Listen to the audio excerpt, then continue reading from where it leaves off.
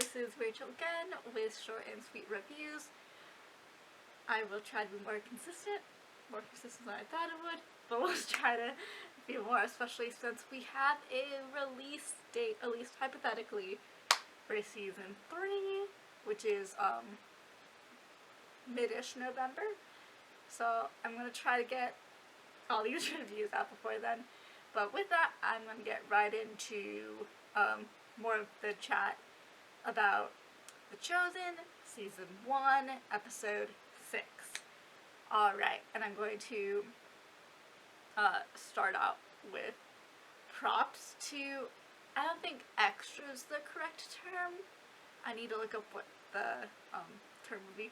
But just people like the leper and the lame man, the friend of Tamar, who, again, she also at this point falls into that category because she was just in that one episode of season 1, and then she came back for season 2. Spoiler alert.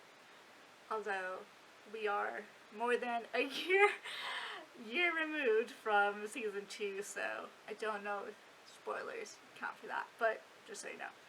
But yeah, just not that smaller parts were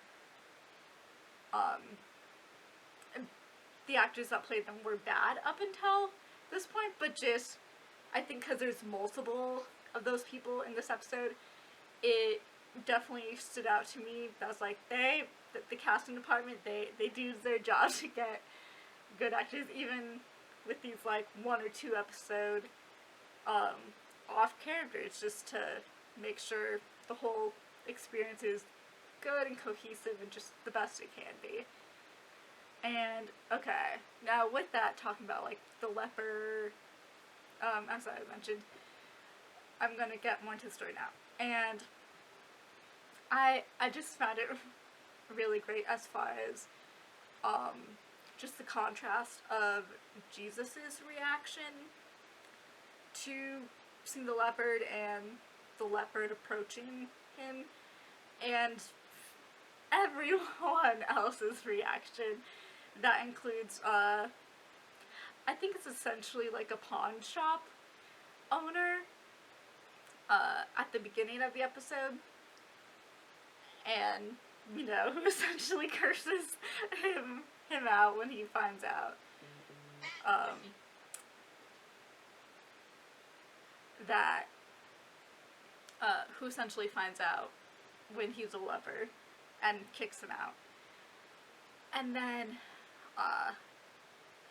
it also includes the disciples later on and Tamar reaction when they see the leopard, and then Jesus is just like getting it all close and just wanting to, again, unspeakable compassion, show compassion to him and just help him, and sees his faith.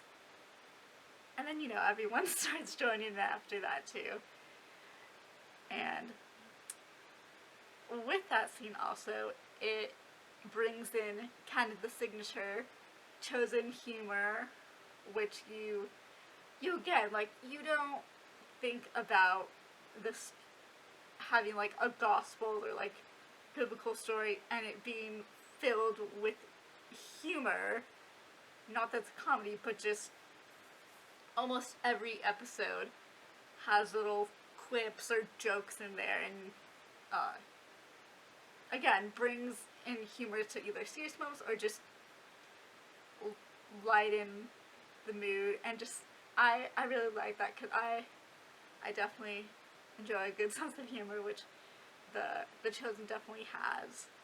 Like when after the leopard's healed and Jesus is like, can anyone get him like a jacket or a coat or something like that? And just everyone's stunned and just messing around just to try to get their coat off, and until they finally get one. And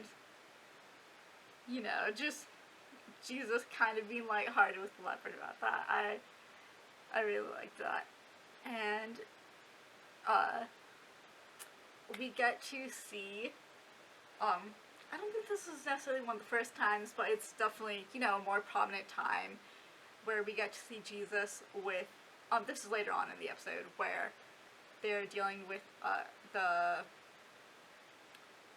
lame man that comes down the roof in the mat, being let down in that situation. And we get to see Jesus with what the creators kind of refer to as God glasses, because, you know, Jesus is fully God, fully man, and you get to see that. The show mainly focuses on the humanity part, but it's pretty cool when you get to see those kind of God glasses moment, and Jesus basically responding to the Pharisees, sorry about that, thoughts, and just their reaction to it, and Jesus's reaction to it, and kind of not messing with them, but just it's like, I hear you, I know what you're thinking, and this is what I'm gonna do about it. And with that, like, to do with the Pharisees' thoughts and everything about that, I feel like how they framed this and everything, I mean, of course in the Bible story it shows too, but it really definitely demonstrates and shows, like, the Pharisees being so concerned about the laws, like, oh, how dare Jesus break this law, and, you know, say he can't forgive sins and everything, and freaking out about that. That's like, they missed the miracle, literally, a man being able to get up and walk, and, you know, the miracle of forgiven sin as well.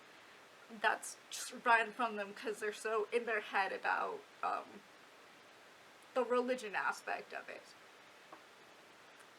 And with that, the last thing I will say about this episode is that Nicodemus talk with Shmuel? I need to look at how that's pronounced again. But I'm pretty sure it's Shmuel.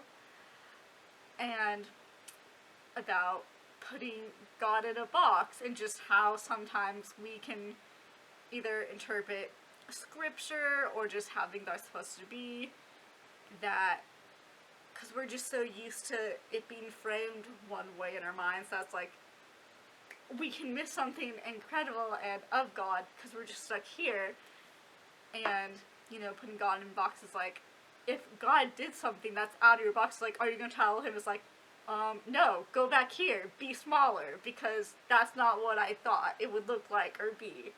It's like, no, we need to be open to, it's like, this is who God is, and we need to open our perspective as opposed to trying to be like, no, this is who you're supposed to be, let me squeeze you back in.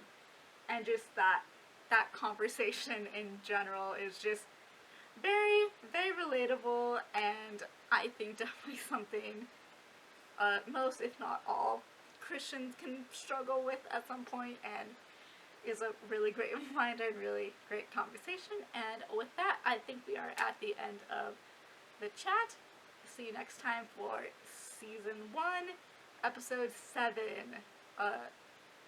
Spoiler, one of my favorite episodes. Okay.